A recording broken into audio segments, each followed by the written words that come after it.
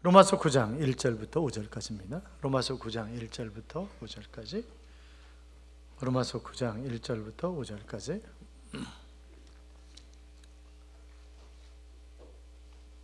로마서 9장 1절부터 5절까지.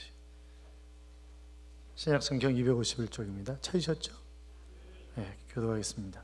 자, 1절, 2절이 같이 붙어 있어요. 본래 성경은 이렇게 장절이 없습니다. 본래 장절이 없는데 후대 사람들이 나누는 건데 1절, 2절 그럼 나누놓지 붙여놨는지 모르겠어요. 이건 또 하여튼 어쩔 수 없이 제가 1, 2절을 읽겠습니다. 내가 그리스도 안에서 참말을 하고 거짓말을 아니하노라. 나에게 큰 근심이 있는 것과 마음에 그치지 않은 고통이 있는 것을 내 양심이 성령 안에서 나와 더불어 증언하노니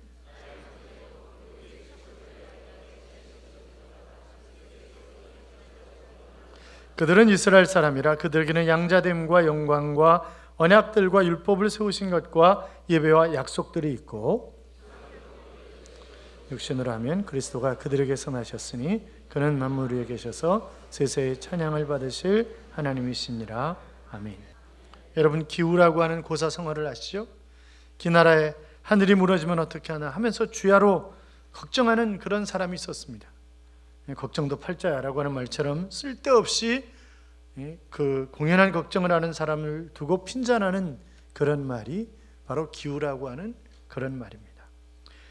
영국의 여류 작가인 엘리엇은 사람들이 5가지 감옥을 가지고 살아간다 하는 그런 얘기를 했습니다. 첫째는 자기 사랑의 감옥이요, 둘째는 근심의 감옥이요, 셋째는 향수의 감옥이요, 넷째는 선망의 감옥이요, 다섯째는 증오의 감옥에서 살고 있다 하는 그런 얘기를 했는데 어떻든 사람은 근심의 감옥에서 살아가고 있는 것입니다. 괴테는 파우스트에서 이런 얘기를 했습니다. 이 세상에서 가장 벗어나기 어려운 것은 바로 근심이라고 하는 마귀다 하는 그런 얘기를 했습니다. 여러분 근심 없는 사람이 어디 있겠습니까? 누구나 다 근심 걱정을 가지고 살아갑니다. 2차 세계대전 당시에 미군으로 참전했다가 죽은 그런 군인이 30만 명입니다. 그런데 남편과 아들을 군에 보내놓고 염려 걱정 때문에 죽은 사람이 100만이 넘는다는 거예요. 그러니까 전쟁에서 죽은 사람보다 근심 걱정 때문에 죽은 사람이 3배도 더 되는 것입니다. 염려가 지나치면 위장 통증을 가져오고 종양이 생기고 두통, 설사, 두드러기가 일어난다고 합니다. 여러분 시험 걱정, 모든 괴로움 과연 없는 사람이 누구겠습니까? 근심 걱정, 무거운 짐을 지고 가지 않은 사람이 어디 있겠습니까? 오늘 본문의 말씀은 사도 바울이 자기에게도 근심이 아니 너무나 큰 고통이 있다고 하는 그런 이야기를 합니다. 그는 다메섹 도상에서 부활하신 예수 그리스도를 만나고 이방인을 위한 사도로 부르심을 받았습니다. 선교사로 부르심을 받은 거죠. 선교지에 가면 그가 제일 먼저 찾아가는 것은 바로 유대인의 회당이었습니다. 거기 가서 복음을 전하면 핍박을 당합니다. 거부를 당합니다. 추방을 당합니다. 그러면 또 다른 동네로 가서 복음을 전하는데 가는 곳이 어디예요? 또 유대인 회당입니다. 거기서 또 거부당합니다. 얻어 터집니다. 박해를 받습니다. 추방을 당합니다. 그러면 또 다른 마을로 갑니다. 또 다른 마을 가서 어디로 갑니까? 유대인의 회당으로 가는 것입니다. 계속 유대인들에게 어려움을 당하면서 그는 끝까지 찾아가는 것이 바로 유대인의 회당이었습니다. 자, 1절, 2절 보세요. 그가 왜 그러는가? 같이 읽어요. 내가 그리스도 안에서 참말을 하고 거짓말을 아니하노라. 나에게 큰 근심이 있는 것과 마음에 그치지 않은 고통이 있는 것을 내 양심이 성령 안에서 나와 더불어 증언하노니. 아멘. 자기에게 큰 고통이 있다는 거예요. 큰 근심이 있다는 거예요. 그것이 뭐냐면 나의 친척, 내 민족이 예수를 믿지 않는 것, 그것이 정말 근심이고 그것이 정말 고통이라고 하는 것입니다. 그래서 심지어 그는 이렇게 얘기를 합니다. 3절 보세요. 3절 같이 읽어요. 나의 형제 곧 고륙의 친척을 위하여 내 자신이 저주를 받아 그리스도에게서 끊어질지라도 원하는 바로라. 아멘. 내가 저주를 받아서 그리스도의 사랑에서 끊어질지라도, 이것은 애끓는 자기 민족에 대한 그런 사랑을 고백하고 있는 그런 고백이기도 합니다. 정말 그는 눈물로 민족을 위해서 기도했던 사람이고 시간만 나면 유대인의 회당에 가서 복음을 끊임없이 전했던 그런 사람이 바로 사도 바울인데, 여러분, 현대인에게는 눈물의 사랑이 필요합니다. 진정으로 사랑하려면 우리가 눈물을 배워야 된다고요. 사도 바울처럼 눈물 속에 감동이 있고 눈물 속에 능력이 나타납니다. 어머니의 뜨거운 눈물이 자녀들을 훌륭하게 키우는 것이고, 아버지들의 뼛속 깊은 그런 눈물이 바로 행복한 가정을 만들어가는 것입니다. 사랑의 눈물을 흘리는 만큼 행복한 미래가 있다 하는 그런 이야기를 합니다. 사랑하는 여러분, 정말 사도 바울은 그의 생명을 걸고 복음을 전한 그런 복음 전도자였습니다만, 그러나 이스라엘 민족을 사랑하는 그 사랑은 그 어떤 것과도 비교할 수 없는 그런 깊은 사랑을 한 그런 사람이었습니다. 그래서 그의 가슴 속에는 사랑이라고 하는 DNA가 정말 펄펄 끓고 있는 그런 사람이었다 하는 그런 이야기를 합니다. 그래서 나의 형제 곧 고륙의 친척을 위하여 내 자신의 저주를 받아 그리스도의 사랑에서 끊어질지라도 원하는 바로라 그러는데, 여기 저주라고 하는 단어가 얼마나 무서운 단어인지 몰라요. 하나님이 이스라엘 백성들이 가나안 땅을 점령해 나가면서 여리고성을 점령하기 전에 이렇게 말씀하십니다. 생명이 붙어있는 것은 다 죽여라. 그것이 사람이든 짐승이든 어떤 것이든 생명이 붙어있는 것은 다 죽이라는 거예요. 그 단어가 저주라는 단어예요. 자, 그러니까 지금 사도 바울이 내가 저주를 받아서 그리스도의 사랑에서 끊어질지라도라고 하는 말은 정말 처절한, 상상할 수 없는 그런 고통이 나에게 가해진다 할지라도 내 친척, 내 고륙, 내 민족이 예수를 믿을 수만 있다고 한다면 나는 얼마든지 그렇게 하겠다고 하는 그런 고백입니다. 사랑하는 여러분, 자기의 모든 것을 내던지는 열정이 없다면 어떻게 이런 말을 할 수가 있겠습니까? 자, 그러면 사도 바울이 이스라엘 민족에게 너무나 많은 도움을 받았기 때문에 그 민족에 대한 사랑이 애끓는 그런 열정이 있는 것입니까? 아니요, 그렇지 않습니다. 우리가 잘 아는 것처럼 바울을 일생 동안 힘들게 했던 것은 바로 자기 동족이었습니다. 바울은 평생 동안 괴롭힘을 당하고 해를 당하고, 누가요? 자기 동족이요. 돌로 친 사람도 동족이었고 태장으로 친 사람도 동족이었습니다. 재판에 붙이고 감옥에 가둔 사람도 바로 동족이었습니다. 사제를 찢어 죽이겠다고 예루살렘에서 소동을 벌인 사람도 동족이었습니다. 아니, 바울이 죽기 전에는 내가 음식도 먹지 않겠다고 했던 사람들도 역시 동족이었습니다. 사사건건 미움과 박해를 가한 사람들도 역시 동족이었습니다. 그런데 그들을 위해서라면, 그들이 예수만 믿을 수 있다고 한다면, 내가 저주를 받아서 그리스도의 사랑에서 끊어진다 할지라도 저는 그렇게 하겠습니다. 이렇게 지금 사도 바울은 외치고 있는 것입니다. 사랑하는 여러분, 우리는 어떻습니까? 부모가 예수 믿지 않은데도 정말 교회 나와서 열심히 예수를 믿는 그런 아이들이 있습니다. 엄마 아빠가 교회 나오지 않는데 애는 주일날 어디 가려고 그러면, 엄마 아빠가 어디 가자 그러면, 엄마 아빠 주일날 어디 가요? 예배 드리러 가야 되는데, 유치부회가 말이죠, 유치부회가. 그런데 우리는 어떻습니까? 자식의 구원을 위해서, 남편의 구원을 위해서, 아내의 구원을 위해서, 부모 형제를 위해서 어떤 대가를 치르고 있는 것입니까? 내가 얼마 동안이나 포기하지 않고 그들을 위해서 기도하고 그들을 사랑하면서 복음을 전하고 있냔 말이죠. 아버지 다윗은 자기를 죽이고 왕위를 차지하려고 했던 아들 압살롬이 죽었을 때 이렇게 외칩니다. 사무엘하 18장 33절에 보시면, 왕의 마음이 심히 아파 문 위층에 올라가서 우니라. 그가 올라갈 때 말하기를, 내 아들 압살롬아, 내 아들 압살롬아, 차라리 내가 너를 대신하여 죽었다면 내 아들 압살롬아, 내 아들아, 내 아들아, 이렇게 외치는 것이 바로 다윗이었습니다. 자식이 살았을 때 아버지가 그렇게 통곡했다라고 한다면 압살롬이 그렇게 타락하지는 않았을 것입니다. 내 가족, 내가 사랑하는 사람들을 위해서 여러분 어떤 대가를 치르고 있습니까? 무관심한 거 아닙니까? 그냥 내팽개쳐 두는 것 아닙니까? 몇 년 전에 천국 가신 김중건 목사님의 민족 복음화의 꿈이라고 하는 그런 시가 있습니다. 어머니처럼 하나밖에 없는 내 조국, 어디를 찔러도 내 몸같이 아픈 내 조국, 이민족 마음마다, 가정마다, 교회마다, 사회의 구석구석, 금수강산, 자연환경에도 하나님의 나라가 임하게 하시고, 뜻이 하늘에서처럼 이 땅에서 이루어지게 하옵소서.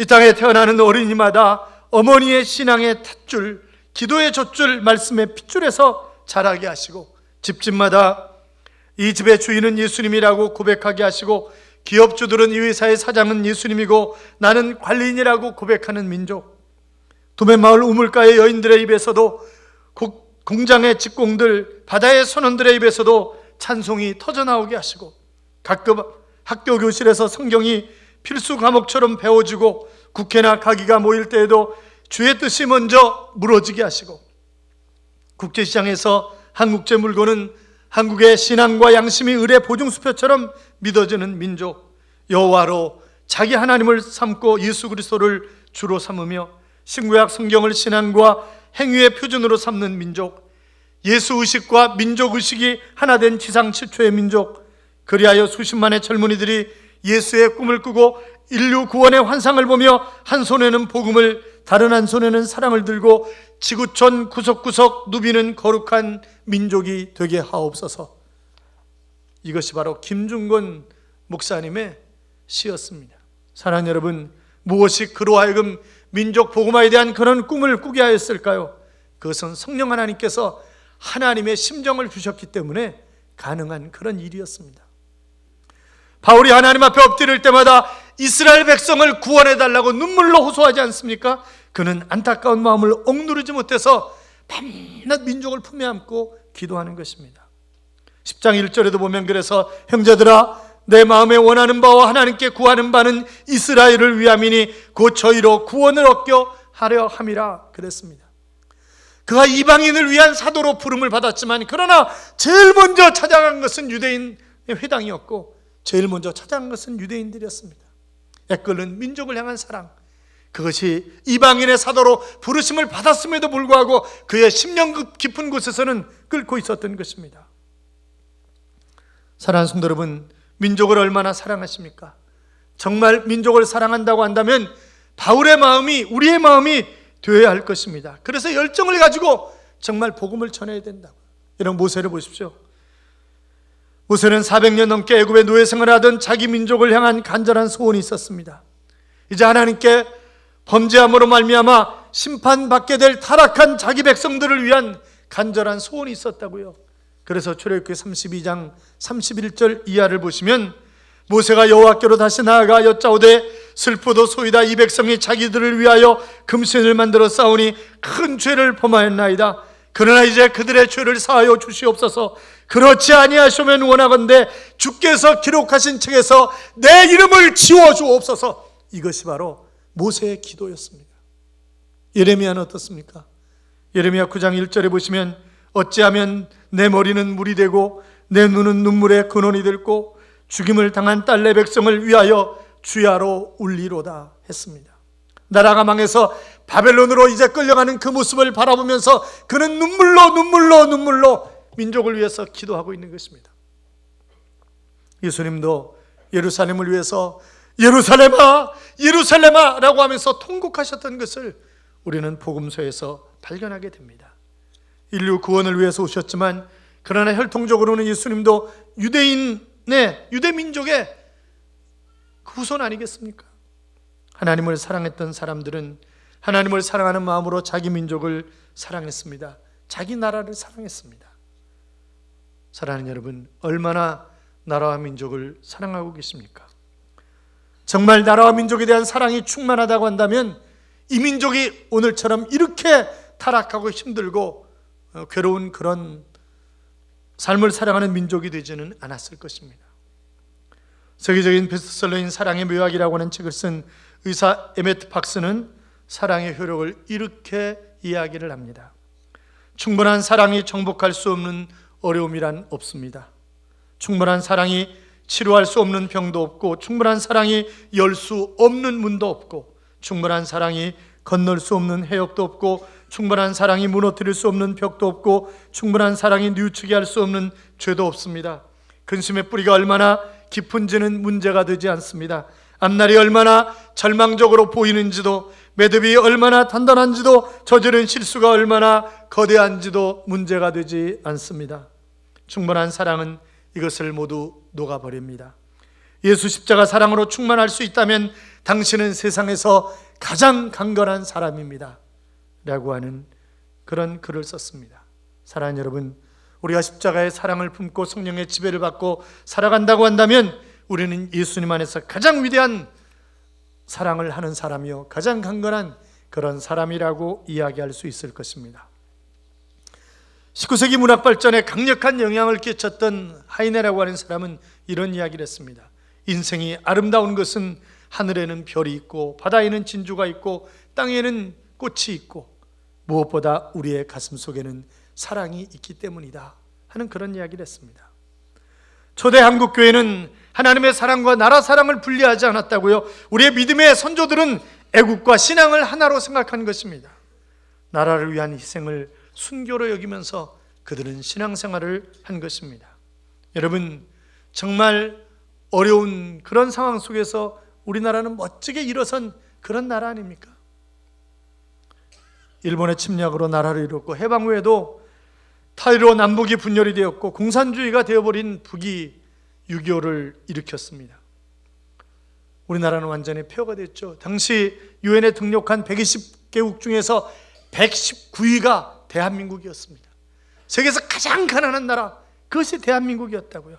그 불행한 역사를 딛고 오늘 여기까지 오게 된 것인데, 그것은 여러분 눈물려 기도하는, 나라와 민족을 위해서 애끓게 밤새우며 기도하는 그 사람들 때문에 하나님이 이 민족을 봐주신 것입니다.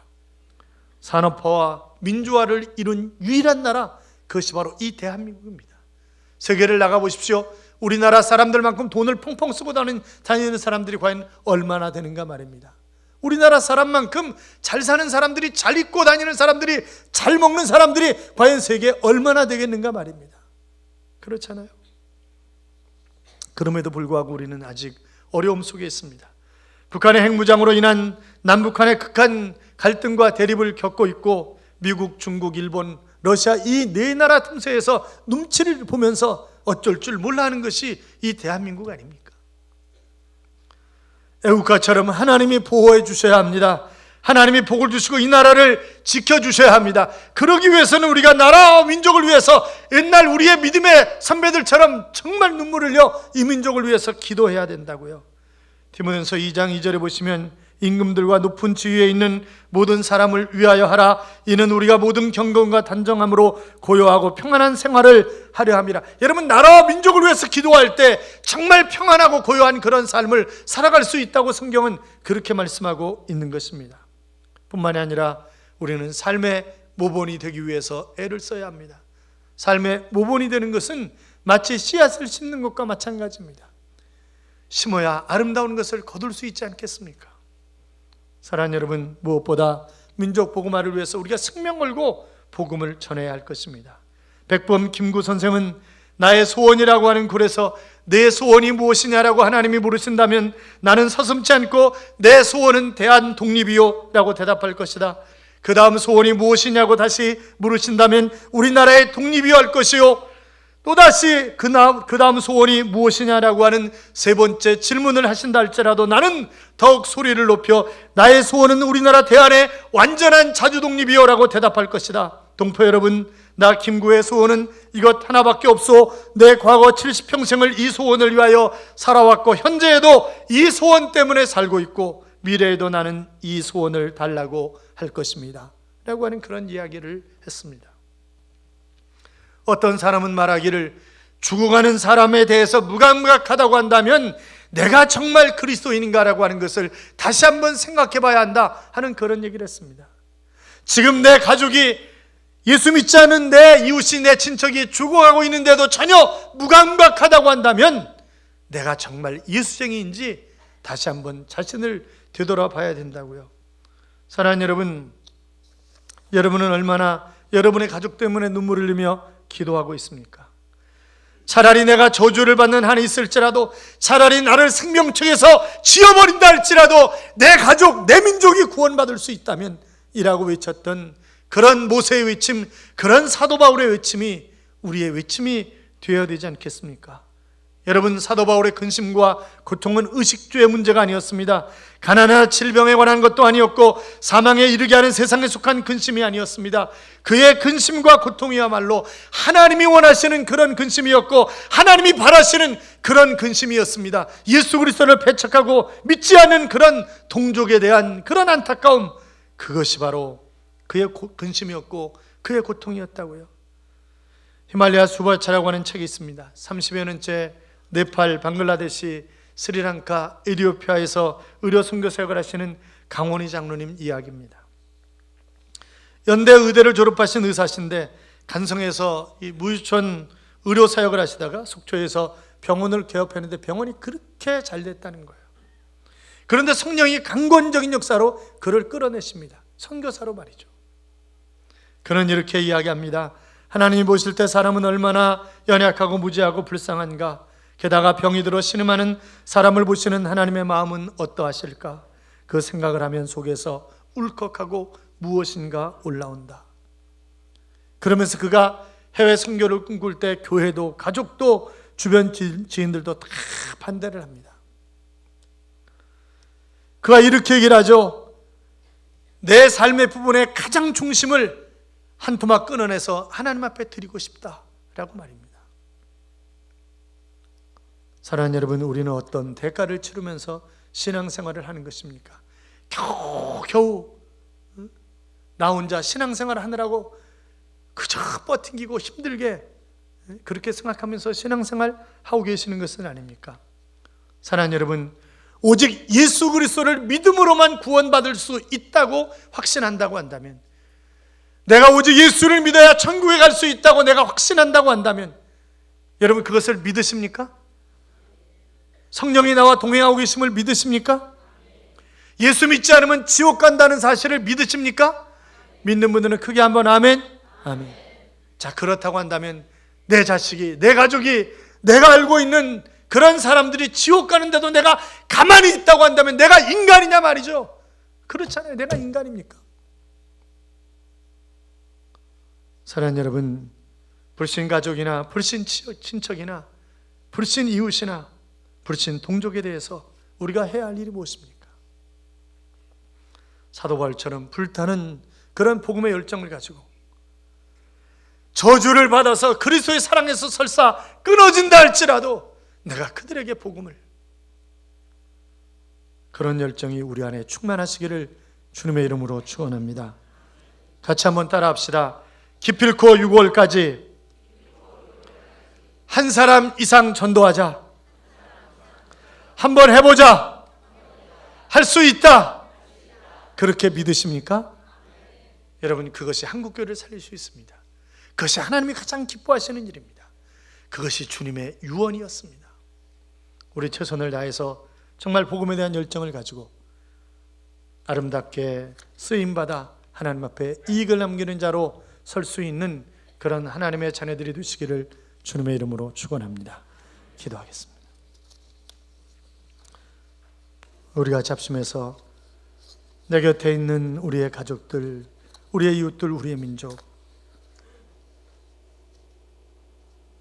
그들이 예수 그리스도의 품으로 돌아오지 않는 것 때문에 내가 저주를 받아서 그리스도의 사랑에서 끊어질지라도 그들이 구원받을 수만 있다고 한다면 그렇게 하겠다고 했던 사도 바울의 복음에 대한 열정이, 민족에 대한 사랑이 우리에게 충만할 수 있도록, 그래서 아름답게 쓰임받는 그런 하나님의 자녀들이 될 수 있도록 기도합시다. 같이 기도하겠습니다. 살아계신 하나님 아버지, 여호와 하나님 인도하시길 원하며 하나님 주옵소서. 하나님 아버지, 때로 주님의 역사하시길 원하며 여호와 하나님 도와주옵소서. 하나님 도와주옵소서. 하나님 아버지.